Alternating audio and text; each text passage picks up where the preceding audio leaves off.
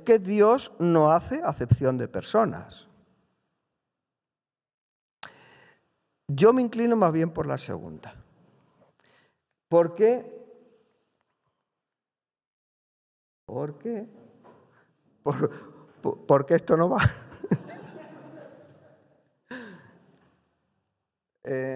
A ver. Vale, no va porque está en on. Ahora, Dios no hace acepción de personas. Y yo creo que más bien esta teoría es la correcta porque lo dice muchas veces en la Escritura. Dios no hace acepción de personas. Lo que pasa es que no todas las personas recibimos la gracia de Dios de la misma manera. Dice la Escritura que Él hace llover, una cosa muy importante en una sociedad agrícola, como es la sociedad del Antiguo y del Nuevo Testamento. Dios hace llover sobre justos y sobre los injustos no. No, Dios hace llover sobre justos e injustos. Dios derrama sus bendiciones sobre nosotros. Entonces, ¿es porque somos malos? ¿Es porque somos mejores? ¿Es porque somos peores?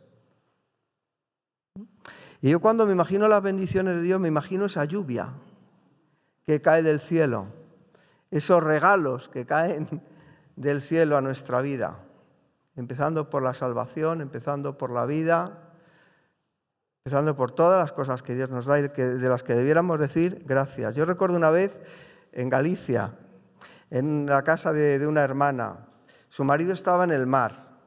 Teníamos ahí un grupo de reunión y la hermana empezó a dar gracias. Empezó a dar gracias porque tenía un marido, porque el marido tenía trabajo, porque tenía una casa, porque la casa tenía techo, porque tenía comida, porque tenía electricidad. Empezó a dar una lista de cosas, estoy pensando ahora en Valencia, de cosas que tenía y que eran regalos de Dios, que uno dice, bueno, si analizamos todo lo que Dios nos da. Entonces, ¿cuál es el secreto de esto? Porque creo que es importante. A mí me gustaría ser esas personas que están siempre llenas de gozo. Porque es que lo que llama la atención de esto es que en la misma circunstancia, en la misma situación, hay hermanos que, ¡ay, otra vez! ¡Ay, si supieras lo que estoy pasando! Y hay hermanos que parece que la adversidad no puede con ellos. El Señor me va a sacar de esto. Es una prueba, pero en la prueba Dios me está fortaleciendo, Dios me está haciendo crecer. Gloria a Dios. ¿Dónde está la diferencia? Y yo creo que la Escritura, que es de lo que voy a hablar esta tarde, nos da alguna pista sobre esto. Es como la tierra, fijaos. Voy a ver si acierto con el puntero. ¿Qué pasa si la tierra está dura? Si la tierra está seca. Aquí está un poquito cuarteada, pero una tierra pelmazada. Cae la lluvia, ¿y qué pasa con la lluvia? Que no penetra. Hay también una parábola del sembrador que salió a sembrar la semilla y claro, la del camino ni crece ni nada, porque es que no penetra en la tierra. Pues con la lluvia pasa algo parecido, que si la tierra está dura y seca, la lluvia no entra. ¿Dónde penetra la lluvia? ¿Dónde penetra la lluvia? Pues la lluvia penetra en esa tierra que es esponjosa, que ha sido removida. Ahí es donde puede sentirse, disfrutarse ese regalo de Dios que es su gracia, que es para unos y para otros, ¿no? Y este es el truco, fijaos. La humildad es la esponja, es esa tierra. La tierra es nuestro corazón, ¿bien? Pues un corazón humilde.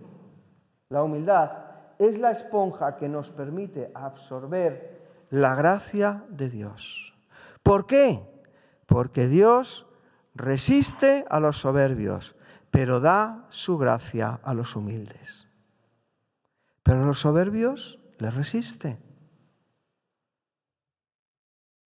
Primera de Pedro 5:5. Bueno, pues 1. Dios resiste a los soberbios. Le preguntaba ahora en el coche a Mario, ¿no?, que si en Andalucía, yo lo recuerdo que mi padre lo decía, es que este es un tío muy estirado, se dice, ¿no? Pues traducido al español moderno, al andaluz, sería: Dios resiste a los estirados, pero da su gracia a la gente sencilla, da su gracia a los humildes, a los que no van por la vida de prepotentes, a los que van por la vida de prepotentes. Dios, por su misericordia y por su gracia, les resiste. A ver si se ablanda la tierra. A ver si dando un poco con el azadón. Ahí en Murcia mi cuñado es agricultor. Y la tierra de Jumilla es piedra. Los campos son de piedra, pero hay unas máquinas. Cuando me enteré de esto, dije, esto lo tengo que decir en algún lugar, en algún momento, ¿no? Hay unas máquinas que cogen la piedra dura, la machacan, y de esa tierra molida que sale de destrozar las piedras, es de donde sale la huerta de Murcia. Y así es a veces nuestro corazón. Y necesitamos esa máquina que nos remueva por dentro y rompa las piedras que impiden que crezca como tiene que crecer la semilla. No sé si hay piedra en tu corazón o no, yo creo que todos alguna tenemos, y de vez en cuando es necesario que la máquina, que no me acuerdo cómo se llama en Jumilla, pero aquí en este libro la llama Espíritu Santo, que nos convence de pecado, que esa maquinita entre por ahí dentro y empieza a remover toda la tierra para que la gracia de Dios nos inunde y llegue hasta el fondo. Pero el enemigo de esto es el que resiste, es la soberbia. La soberbia resiste a Dios y Dios resiste a la soberbia. Todos sabemos esta historia. En Lucas 18:10 en adelante. ¿Os acordáis? 2 hombres subieron al templo a orar. Uno era fariseo, una persona religiosa, eran modelos de conducta muchas veces. Los fariseos eran muy apreciados precisamente por eso. Y el otro era de lo peorcito que se podía ser. El otro era un publicano, un cobrador de impuestos que trabajaba pues para los que estaban ahí oprimiendo al pueblo judío. Esa Roma a la que se escribe la epístola a los romanos, que daba los valores de ese tiempo, ¿no? Entonces, uno era bueno y el otro no tanto. No digo yo, bueno, seguramente, a lo mejor era así, no digo yo que no fuera así, ¿no? El fariseo, puesto en pie, oraba consigo mismo de esta manera: Dios, iba a decir que nadie se dé por aludido. Como hoy no lo tengo escrito, voy a decir lo contrario. A ver si todos nos damos un poquito por aludidos. Dios, te doy gracias porque yo no soy como los otros hombres. Pues yo soy distinto. Yo es que soy especial. Los otros hombres, ladrones, injustos, adúlteros, ni aun como este publicano. Ayuno 2 veces a la semana, doy diezmos de todo lo que gano. Mas el publicano, estando lejos, no quería ni aún alzar los ojos al cielo, sino que se golpeaba el pecho diciendo: Dios, sé propicio a mí, pecador. La palabra humildad viene de la misma raíz latina que viene la palabra hombre, que es humus, que significa sacado de la tierra. El que se humilla es el que agacha los ojos, como hace este publicano pecador, que no se cree digno. Pero Dios contesta a las oraciones de personas que no se creen dignas. Lo sé por experiencia. Pues yo soy como el fariseo, ¿vale? No. Os digo, continúa el relato, que el publicano, el que se humilló, descendió a su casa justificado antes que el otro, porque cualquiera que se enaltece será humillado, y el que se humilla será enaltecido. Porque Dios resiste a los soberbios, pero da su gracia a los humildes. Y hay montones de ejemplos en las Escrituras y en la historia y en la vida cotidiana, que podemos encontrar en muchísimos lugares, hasta en los refranes castellanos. Cuanto más alta es la subida, ¿qué es lo que pasa? Que más grande es la caída. Dios en las Escrituras claramente rechaza a los soberbios. El ejemplo también, un ejemplo paradigmático, el rey de Tiro. Para algunos, personificación misma del mismísimo Satanás. El rey de Tiro, un tipo, lo que podía representar la soberbia de Satanás. Dice, así ha dicho Jehová el Señor, por cuanto se enalteció tu corazón, y dijiste, yo soy un Dios, en el trono de Dios estoy sentado en medio de los mares, siendo tú hombre y no Dios, y has puesto tu corazón como corazón de Dios. ¿Cuál fue la tentación que tuvo Adán y Eva, que tuvieron Adán y Eva en el paraíso? Sois especiales, sois mejor que nadie, podéis ser igual que Dios. Entonces, no le hagáis caso. Esa es la tentación. La tentación es pensar que podemos vivir sin Dios o que somos iguales a Él, como es el caso del rey de Tiro. He aquí que tú eres más sabio que Daniel. No hay secreto que te sea oculto. Fíjate, en su mente, en su pensamiento, se dice que este rey de Tiro era sabio, que tenía conocimiento, y además se va a decir que es prudente. La diferencia entre sabiduría y prudencia es que sabio es el que pues tiene una buena concepción de la realidad del mundo. Prudente es el que además es capaz de utilizar esa sabiduría para la vida práctica. Eso es la prudencia, la aplicación de la sabiduría, pasar de la sabiduría teórica a la sabiduría práctica. Pues bien, esto le pasa al rey de Tiro, que es más sabio que Daniel, y no hay secreto que te sea oculto. Con tu sabiduría y con tu prudencia has acumulado riquezas. O sea que además te ha ido, perdón por el que os mando ahí el puntero, te ha ido bien en la vida. Estupendamente, tienes riquezas. El éxito, lo que decíamos ayer, ese éxito externo, te puedes sentir orgulloso. Os podéis sentir orgullosos, ya lleváis 32 años aquí, ¿no? El pueblo de Israel también, que es el pueblo de Dios. Pero no porque fuera mejor que el resto de los pueblos, ¿vale? Que no se te olvide que no estás aquí porque eres Superman. Estás aquí porque Cristo es el Hijo de Dios. Bueno, has acumulado riquezas y has adquirido oro y plata en tus tesoros. Qué guay. Ezequiel, el versículo siguiente. Con la grandeza de tu sabiduría y en tus contrataciones has multiplicado tus riquezas, y a causa de tus riquezas se ha enaltecido tu corazón. Has empezado a sentirte de una forma que no corresponde, de una forma que no es correcta. Por tanto, así ha dicho Jehová el Señor, por cuanto pusiste tu corazón como corazón de Dios. Te lo creíste demasiado. Por tanto, he aquí yo traigo sobre ti extranjeros, los fuertes de las naciones que desenvainarán sus espadas contra la hermosura de tu sabiduría y mancharán tu esplendor. Dios resiste a los soberbios. Al sepulcro te harán descender y morirás con la muerte de los que mueren en medio de los mares. Dios resiste a los soberbios. La ciudad de Tiro fue destruida 2 veces.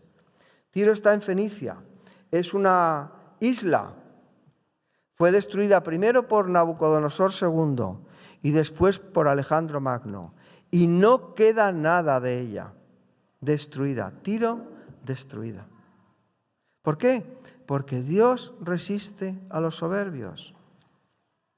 Otro ejemplo, yo creo que también muy representativo de cómo Dios resiste a los soberbios. El rey Saúl. ¿Cómo era el rey Saúl? ¿Quién le eligió? ¿Al gusto de quién? Queremos tener un rey. Bueno, pues vais a tener un rey. ¿Cómo lo queréis? Alto, guapo, rubio, con ojos azules. Bueno, eso no ya es parte de mí. No, un tío fuertote.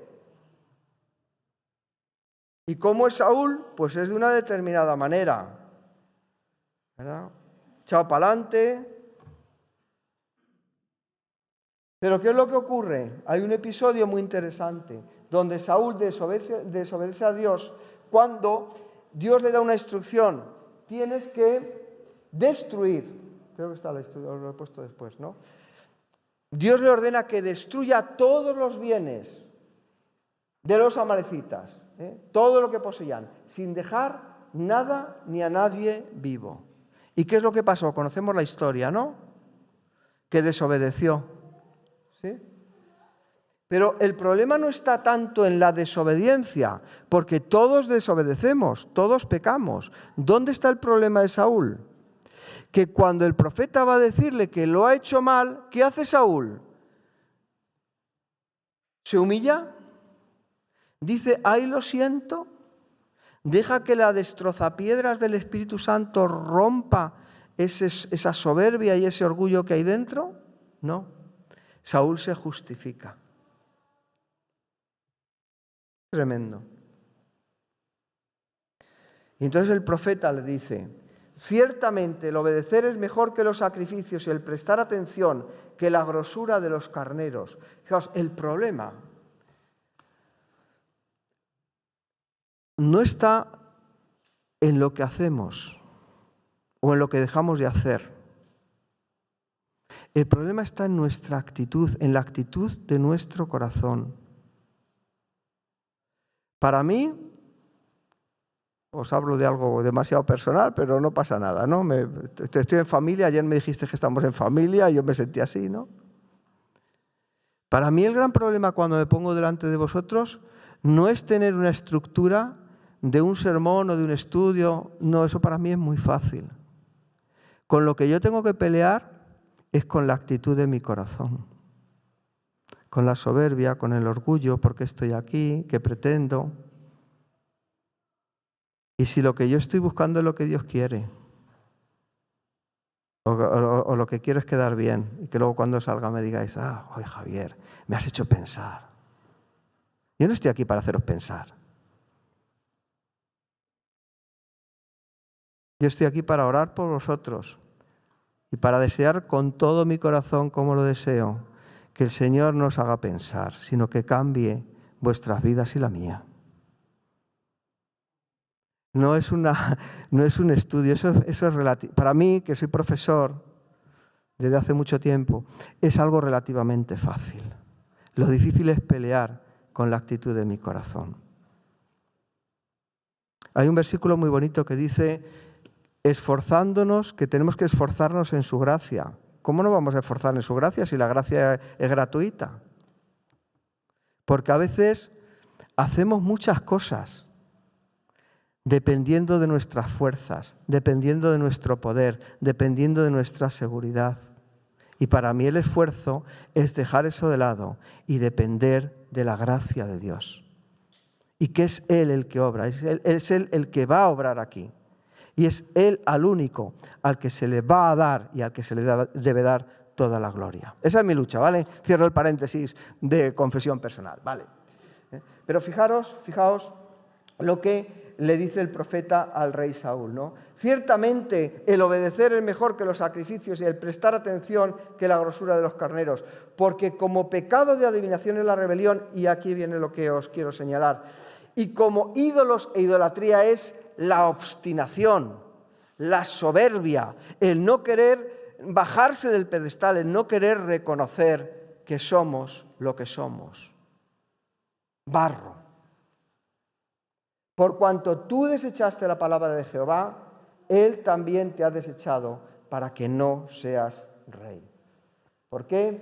porque Dios resiste a los soberbios y da gracia a los humildes. Fijaos qué texto también más interesante, Proverbios 16, 18. Antes del quebrantamiento pasa algo, es la soberbia. Y antes de la caída hay algo que hace que la caída sea especialmente dolorosa, la altivez de espíritu. ¿Qué contraste de Saúl, de esa soberbia, del fuertote, del que se cree y se sabe fuertote y capaz de todo, incluso de rebatir al profeta de Dios, con el rey David? ¿Qué dice la palabra acerca de David? Que era un hombre conforme al corazón de Dios. ¿Era David perfecto? No, ¿verdad?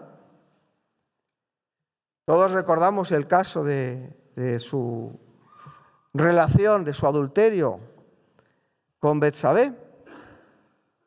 Y no solamente adultera, sino que hace que a su marido le pongan, terrible.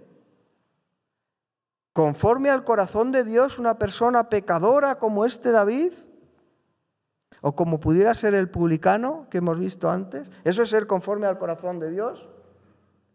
Pero fijaos la diferencia que hay entre cómo reaccionó Saúl ante el profeta que le dice, mira tu pecado, mira que no has obedecido, mira lo que has hecho, a la reacción de David.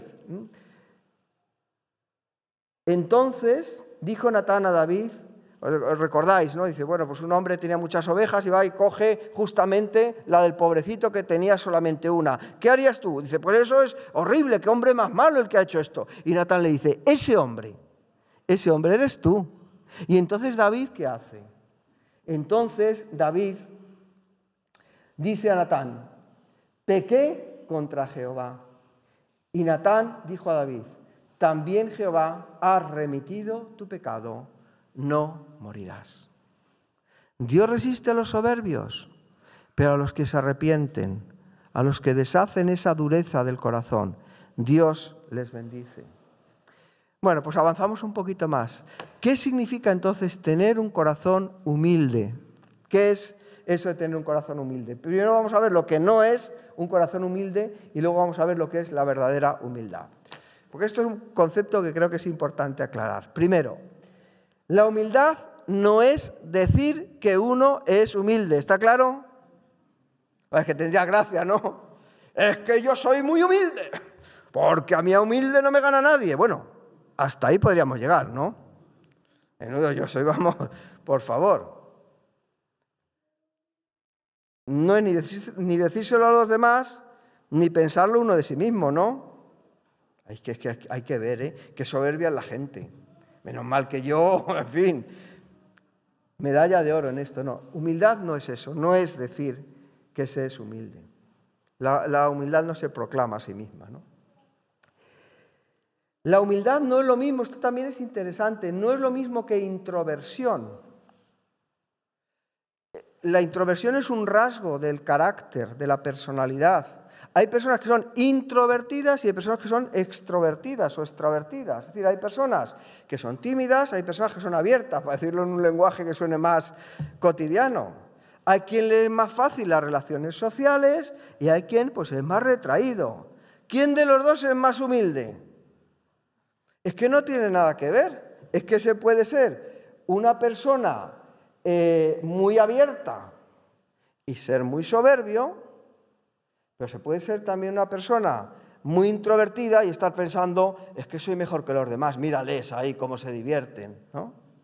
Y al revés, se puede ser una persona súper extrovertida, súper agradable, tener don de gentes y no tenérselo creído y ser una persona humilde. Uno de mis mejores compañeros del instituto era de esa manera. Eso era un joven extrovertido y luego llegó en su vida pues muy lejos porque tenía un don de gentes tremendo, pero también porque era una persona humilde. Y también se puede ser una persona introvertida y ser también humilde. Yo recuerdo una vez cuando estaba empezando a conocer el Evangelio que vinieron a mi casa unos testigos de Jehová, porque a mí me gustaba hablar con sectas y con gente y tal, ¿no? Entonces los testigos de Jehová, pues siempre también bienvenidos. Que viene a mi casa tiene la puerta abierta. Y claro, entramos en la habitación, yo estaba soltero, entramos en mi habitación. Y mi habitación era una cama de estas que se abaten y todo lo demás lleno de libros.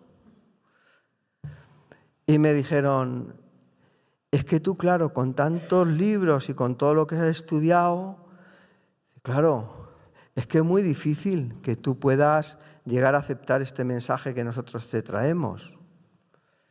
Y yo le dije, claro. Es que el conocimiento puede hacerle a uno que sea muy soberbio. Y es verdad, que he leído mucho, y yo sé mucho y soy muy listo. Pues claro que sí. Sí. Pero también el conocimiento le puede dar a uno, el haber leído muchos libros, haber estudiado mucho, la idea de que no sabe nada. Lo que me queda por leer es que no sé nada y todo esto no vale para nada. Y por otro lado, la ignorancia no está reñida con la soberbia. Es que se puede ser muy, muy, muy ignorante y al mismo tiempo muy, pero que muy, muy, muy soberbio. Hay un refrán también, ¿no?, que dice que la ignorancia es muy atrevida. A mí me decía un compañero de instituto, Javier, dice, tú tienes pocas ideas, pero confusas. Claro que no es incompatible una cosa con la otra. Y se puede ser ignorante y soberbio. O sea que la ignorancia no es garantía de humildad, ni muchísimo menos. Igual que tampoco lo es la sabiduría, ¿no? Bueno, y esto sí que pasa, a mi modo de ver, en las iglesias nuestras, ¿vale? Y no sabía cómo ponerlo, así que me he inventado una palabra, ¿vale? Humildad no es ser... Perdón, voy para atrás porque ya ni me atrevo a leerlo, ¿no? Humildad no es ser buenitonto. La palabra más técnica sería pusilánime, es decir, humilde no es el hermanito que no hace nada porque no tiene fuerza ni se atreve. Eso no es ser humilde. Eso no es ser humilde. El que aguanta con todo, el que no se enfrenta con nada, el que no es capaz de decirle a otro, hermano, mira qué pasa esto. Porque claro, porque es muy bueno y se carga él. Eso no es. Dicen que en una iglesia a uno le dieron una medalla, era así, era buenitonto, ¿no? Entonces le hicieron la medalla de oro al más humilde de la iglesia, al hermano más humilde de la iglesia. Le pusieron ahí la medalla y entonces, claro, como se la habían puesto los hermanos, pues él, ¿qué hacía? Era tan humilde que él no se consideraba digno de quitarse algo que le habían dado sus hermanos. Entonces iba todos los domingos al culto, lo imagináis entrar por la puerta con la medalla puesta. ¿Y sabéis cómo termina la historia, no? Pues que le quitaron la medalla, a ver. Pero este no era humilde. Hay que ser un poco, perdón, porque el que llama a su hermano tonto, pues en fin... Pero ¿entendéis el concepto, no? Eso no es ser humilde, porque Jesús dice que seamos humildes y mansos, como Él es humilde y manso, ¿no? Y Jesús, cuando entra en el templo, es humilde, pero se comporta como un tío, virilmente, varonilmente, como un hombre. Pero era humilde, muy humilde. Y también el caso cuando le golpean, cuando Jesús hubo dicho esto, uno de los alguaciles que estaba allí le dio una bofetada diciendo, así respondes al sumo sacerdote. ¿Y Jesús qué hace? Ay, sí, voy a poner la otra mejilla. No, señor, no, señor. Si he hablado mal, se enfrenta, le planta cara. No es un pusilánime, aunque sigue siendo humilde, pero le dice... Si he hablado mal, testifica que está mal. Y si bien, entonces ¿por qué me golpeas? Es un hombre fuerte. La humildad y la fortaleza no se excluyen. Al revés. A veces hay que ser muy hombre, me perdonáis las mujeres, o muy mujer, para ser auténticamente humilde. Humilde.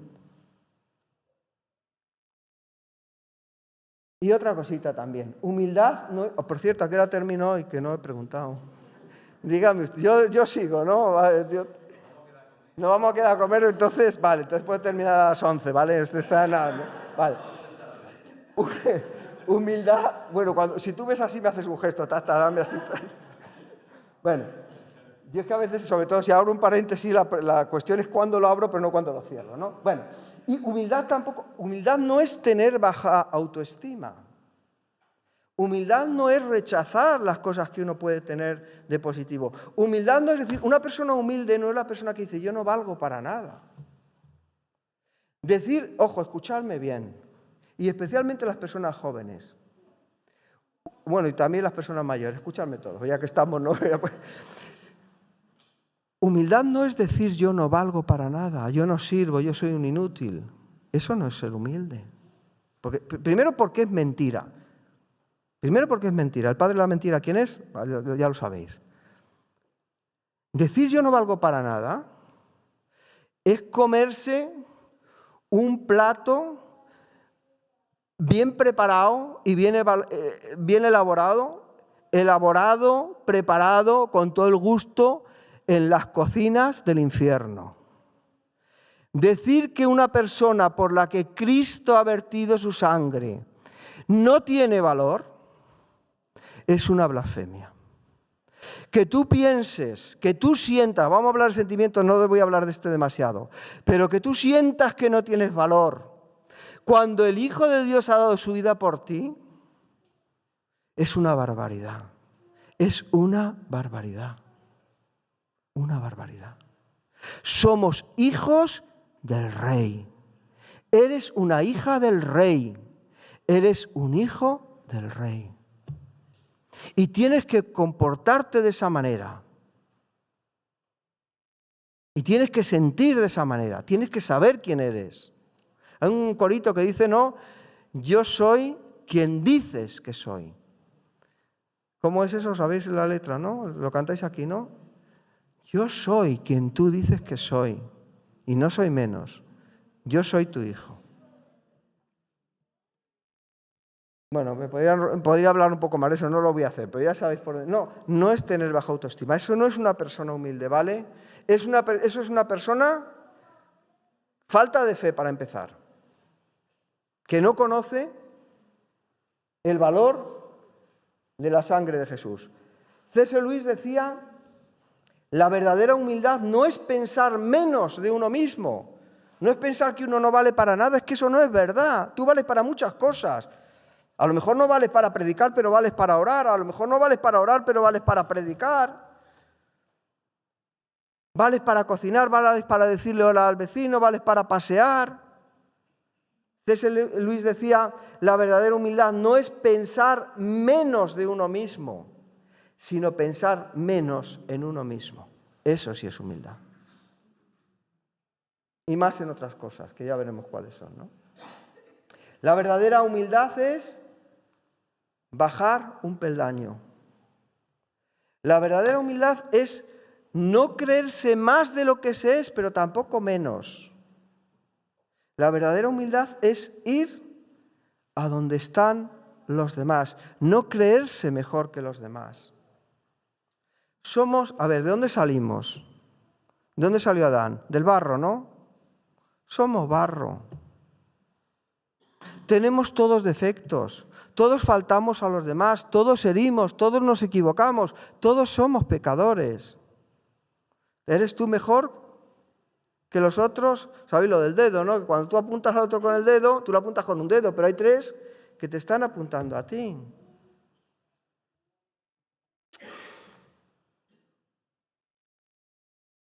La verdadera humildad no está interesada en la autoexaltación, porque cualquiera que se enaltece será humillado, el que se humilla será enaltecido, sino en el servicio a los demás. Una característica de la persona humilde es que se rebaja voluntariamente para servir al otro, porque no es mejor que el otro, porque es igual, pero quiere ser como aquel que vino no a ser servido, sino a servir y a dar su vida en rescate por muchos, ¿no? Filipenses 2:3 dice, nada hagáis por contienda o vanagloria, antes bien con humildad, estimando cada uno a los demás como superiores a él mismo, que es lo que hacemos siempre, ¿verdad? Bueno, si es lo que hacéis vosotros, qué envidia me dais. estimando a los demás como superiores a uno mismo. Cuanto más grande es el espíritu, mayor es la humildad. Yo he visto esto un montón de veces en mi vida. He conocido a algunas personas muy destacadas. Y un rasgo que tenían estas personas que eran extraordinarias, podría decir el ejemplo de algunos, es que eran tremendamente humildes, tremendamente humanos, tremendamente cercanos. Conozco una persona que podía haber llegado en su profesión altísimo. Y todo el mundo reconoce que podría haber hecho. Pero esa persona que tiene unos dones extraordinarios, en lugar de utilizarlos para subir escalones, los utiliza y los ha utilizado para servir a los demás. Con una humildad, con una sencillez impresionante. Yo admiro a esa persona, no os voy a decir, os podría decir alguna, pero ahora estoy pensando en una concreta. Admiro a esa persona no por el don que tiene, porque dones tenemos todos y cada uno de nosotros. Admiro a esa persona por su espíritu, por su humildad, por su ejemplo. Porque es un siervo o una sierva de Dios. Por eso lo admiro. Eso es lo que me causa. Lo otro me gusta porque me edifica, me construye, lo disfruto, pero no me causa admiración. Me causa admiración su calidad de ser siervo de Dios, de servir la mesa, de dejarme pasar a mí primero, de ayudarme. A mí lo que veo que hace con los demás continuamente. Cuanto más grande es el espíritu, mayor es la humildad. Yo durante un tiempo tenía que contratar a personas para que dieran cursos a profesores. Y he hablado con gente muy importante para que vinieran a dar clase a profesores de Madrid. Y había dos tipos. Los que se quejaban, es que esto está poco pagado. No sé si voy a poder.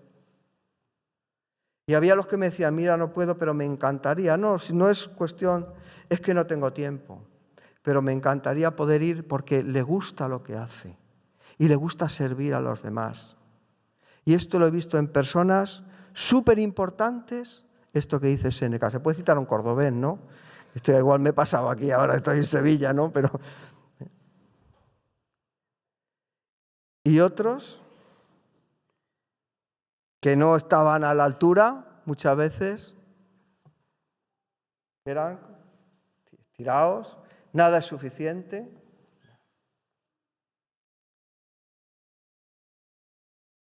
Y el mayor ejemplo de los ejemplos, Jesús de Nazaret. Filipenses 2, 5, 8, la famosa kenosis, ¿no? El despojamiento. Haya pues en vosotros todo lo que tiene que sentir un cristiano. Esto es lo que tiene que sentir un cristiano. Pensar ya lo sabemos, ¿no? La mente de Cristo. Este sentir que hubo también en Cristo Jesús, el cual, siendo en forma de Dios, no estimó el ser igual a Dios como cosa a que aferrarse, sino que se despojó a sí mismo.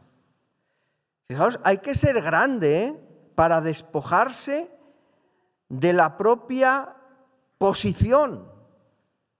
Eso es lo que hizo Cristo. Bajó un escalonazo, desde el cielo a la tierra. ¿Viniste aquí? Cuando los astronautas llegaron a la Luna, eso los americanos lo difundieron por todo el mundo, ¿no? Y un hindú dice que cuando oyó a los representantes de la NASA que estaban contando aquello, dice que un hombre había puesto el pie en la Luna. Claro, para los hindúes la Luna era una diosa, entonces eso era una ofensa. Dice, pues a mí lo que me sorprende no es que el hombre haya llegado a la Luna, lo que me sorprendería, a una diosa, ¿no?, es que un dios hubiera puesto los pies sobre la tierra, eso sí.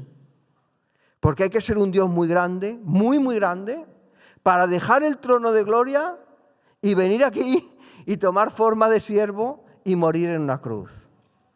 Cuando cantemos eso de no hay Dios tan grande como tú, no hay Dios que pueda hacer las cosas como las que haces tú, claro que no lo hay, porque no hay otro Dios capaz de morir en una cruz. Eso es un Dios. Esa es la grandeza de nuestro Dios, que siendo Dios se hizo hombre. Tomó forma de siervo. Se despojó a sí mismo tomando forma de siervo. Siervo es el que sirve. Hecho semejante a los hombres y estando en la condición de hombre, se humilló a sí mismo, haciéndose obediente hasta la muerte y muerte de cruz. Servir a los demás. Humildad en la práctica. Saber que estamos para ser imitadores de Jesús. La verdadera grandeza se encuentra en ser pequeño ante los ojos del mundo y grande ante los ojos de Dios, decía Francisco de Asís. Eso es lo importante.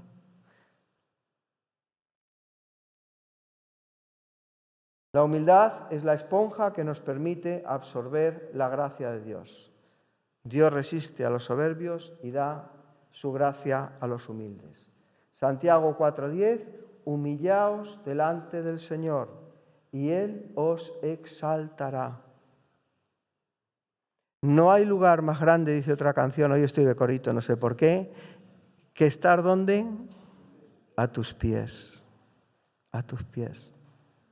A los pies del que bajó para dar la vida por ti. No hay lugar más grande. Es difícil, ya lo sé. Termino con un cuento. Dicen que la ciudad de las copas, porque claro, ciudades hay de todos los estilos, es un cuento, entonces pues se puede utilizar la fantasía, pero a veces en los cuentos hay más verdad que en mucho libro de filosofía y de teología. Pues dicen que en la ciudad de las copas había copas de oro, de plata, de diamantes, y de repente apareció por allí una copa de barro. Y claro, el resto de las copas miraron a la copita de barro con bastante desdén. ¿Qué haces tú aquí? Pero, en fin, no tienes el valor suficiente para estar entre nosotras. Y la copa de barro pues tampoco entendía muy bien por qué las demás tenían oro, plata y diamantes, y bronce y cosas, metales preciosos, y ella pues había sido hecha de barro. Pero claro, cuando estas copitas fueron metidas en el horno de la prueba, que se llama vida, ¿qué es lo que pasa en el horno? ¿Qué es lo que pasa cuando viene la prueba de fuego? Que las copas de oro, plata, bronce, empiezan a temblarle las piernas, empiezan a derretirse.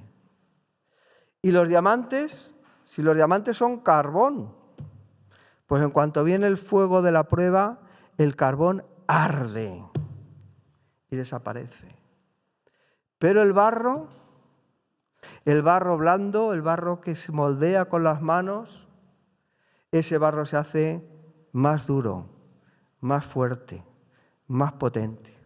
Y al final de la prueba, las demás copitas desaparecieron fundidas en una mezcla indefinible y la copa de barro se convirtió en una copa de cerámica preciosa, fuerte y poderosa.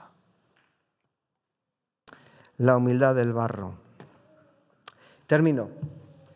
Pero tenemos este tesoro en vasos de barro para que la excelencia del poder sea de Dios y no de nosotros.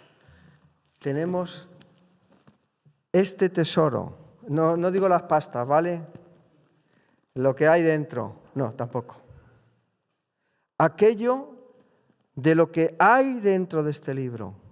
Dios lo ha puesto dentro de nosotros, que somos vasos de barro.